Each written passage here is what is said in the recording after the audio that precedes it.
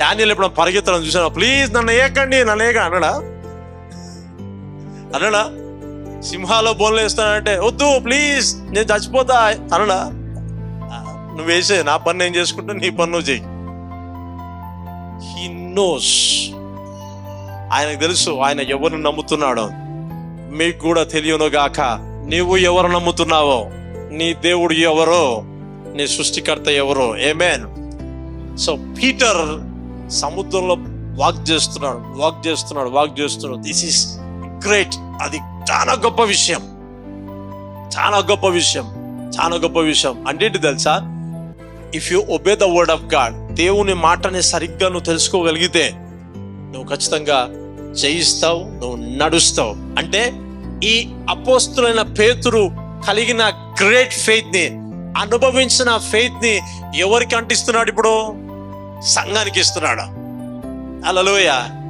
ఆ పత్రిక అక్కడికి రాస్తే దేవునికి స్తోత్రం, దేవుడు మన మీద చాలా కృప కలిగి ఉన్నాడు కాబట్టి అదే పత్రిక మన యుద్ధకు వచ్చింది. హల్లెలూయా. ఇది మన ఆల్టర్ పైన ఉంది. అయితే పేతురు పై నడిచినట్టు మనం కూడా నడుస్తాం.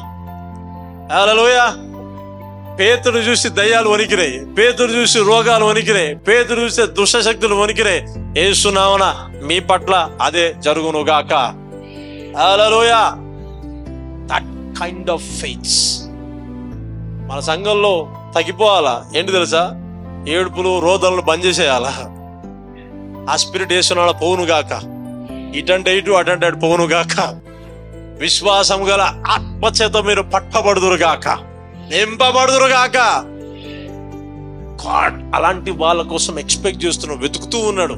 ఎవరైనా విశ్వాసంతో మాట్లాడే వాళ్ళు ఉన్నారా? నన్ను చూపించే వాళ్ళు ఉన్నారా? ఎంతసేపు నాయన నువ్వేదైనా చేయను, ఆయన నువ్వేదైనా చేయాలంటే ప్రభు చేస్తాడు, చేస్తాడు. కానీ నీకు వాక్యం కొంచెం బోధింపబడుతున్నా కూడా నువ్వు ఇంకా అదే స్థితిలో ఉంటే కొద్ది రోజులు ప్రభు కామ్గా ఉంటాడు. అందుకనే కొన్ని పరిస్థితులు నీకు లాంగ్ టర్మ్,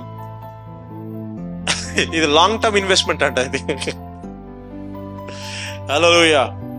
అందుకనే గాడ్ గ్రేట్ ఫెయిత్ ని హానర్ చేస్తాడు. ఇంకొక భక్తుడు ఉన్నాడు, అతను కూడా చదువుదాం. ఆ భక్తుని పేరు జాషువా. 10వ అధ్యాయం జాషువా, యెహోషువ గ్రంథం 10వ అధ్యాయం 11 నుంచి 15 వరకు చదువుదాం. మరియు వారు ఇశ్రాయేలు ఎదుట నుండి బెత్ హోరోనుకు దిగిపోయి త్రోవన పారిపోచుండగా వారు అజేకకు వచ్చి వరకు యెహోవా ఆకాశం నుండి గొప్ప వడగండ్లను వారి మీద పడవేసెను. కనుక వారు దాని చేత చనిపోయిరి. ఇశ్రాయేలు కత్తివాత చంపిన వారి కంటే ఆ వడగండ్ల చేత చచ్చిన వారు ఎక్కువ మంది. ఏంటిదంటే ఇక్కడ గొప్ప యుద్ధం జరుగుతా ఉంది. ఈ యుద్ధంలో ఇజ్రాయెల్ వారిని జయిస్తూ ఉన్నారు. అయితే ఇంకో కొంతమందిని జయించేది ఉంది, ఇంకో కొంతమందిని హతమార్చేది ఉంది. అయితే జాషువా తీసుకున్న గొప్ప నిర్ణయం. చదువుదాం. యెహోవా ఇశ్రాయేలు ఎదుట అమోరీయులను అప్పగించిన దినమున. ఎవరికి అప్పగించాడు? అమోరీయుల్ని. ఎవరికి అప్పగించాడు? ఇజ్రాయెల్కి. ప్రభా నువ్వు మాట్లాడు ప్రభా, నువ్వేదైనా చేయ ప్రభా. అస్సలు నచ్చదు నాకు. ఇక్కడ ఏంటిది? వాళ్ళని, అమోరీయులని ఇజ్రాయెల్కి అప్పచెప్పిండంట. ఎవరిని? వీళ్ళు అపవాది సంబంధులు. వాళ్ళని ఇజ్రాయెల్కి అప్పచెప్పిండంట. అంటే ఏంటిది? He given authority. వాళ్ళని నువ్వు జయించడానికి, లొంగ తీసుకోవడానికి అధికారం ఇచ్చిండంట. ఎవరి చేతుల్లో? ఏం చెప్పాలా? కొత్త నిబంధనలో దేవుని కుమారులలో, దేవుని కుమార్తెలకి, దేవుడు సంఘానికి అధికారం ఇచ్చాడు, సామర్థ్యం ఇచ్చాడు. నిన్ను దానికి అప్పచెప్పలే, దాన్నే నిన్ను అప్పచెప్పాడు. కానీ కొంతమంది పాటలు ఎట్లుంటాయంటే, వదకు చేయబడిన గొర్రె పిల్లను. ఎన్ని రోజులు ఉంటావు?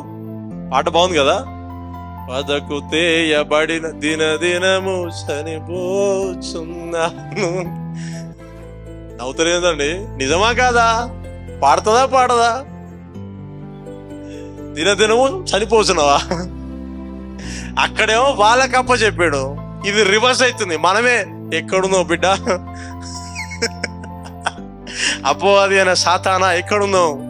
దినదినము చనిపోవట్లేదు, దినదినము ఆయన జీవము చేత బ్రతుకుతున్నాం. ఆయన మనకు ఆహారమై ఉన్నాడు, ఆయన మనకు జ్ఞానమై ఉన్నాడు, ఆయన మనకు జీవమై ఉన్నాడు, ఆయన మనకు రొట్టె ఉన్నాడు. దేవునికి స్తోత్రం. ఆయన మనకు సమృద్ధి అయి ఉన్నాడు. ఆయన మనకు అన్ని విషయాల్లో అత్యధికమైన దేవుడు మనం కలిగి ఉన్నాం. ఆమేన్, హల్లెలూయా. ఆయన జీవం మనలో పనిచేస్తుంది. నాతో పాటు చెప్పండి, సాతానుకు నన్ను అప్పచెప్పాలే, సాతానునే నాకు అప్పచెప్పాడు. అందుకనే డిసైపుల్స్ అంట వాళ్ళకి అధికారం ఇచ్చి పంపిస్తే వాళ్ళు వెళ్ళి అన్ని ఎలగొట్టేసి వస్తా ఉంటే ప్రభు అంటాడు, అదిగో వాడు ఆకాశం నుంచి కింద పడిపోయినా అంటాడు. ఒక అర్థమవుతుందా? డిసైపుల్స్, శిష్యులు మాట్లాడితే అద్భుతాలు జరిగినాయి.